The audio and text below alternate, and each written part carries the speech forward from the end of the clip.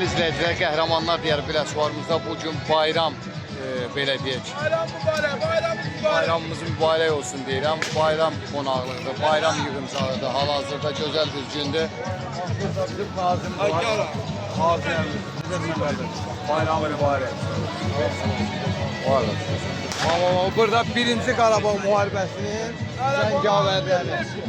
Arkadaşlar bayramımız mübarək. Bayramımız da mübarək. Torpaqların 80%-ni qoruyub saxlayan igidlər. Sağ ol, yaşa. Qəbərlərə boş. Gəbər yaşa, gəbər yaşa.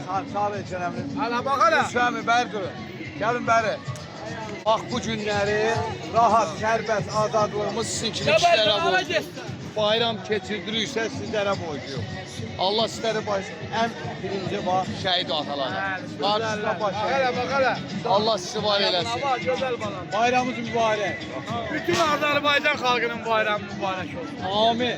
Allah bizim bu xalqımızın üstündən yaman yer əstirməsin. Amin. Amin. Bahar təravəti gələnlə qədər bunlar qəlbindən çıxmaz. Amin.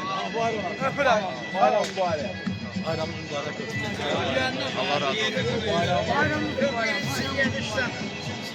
Oo! Bayram mübarək. Ay kişilər. Ailede bayram mübarək. Ha, bayramlarınız mübarək bir daha.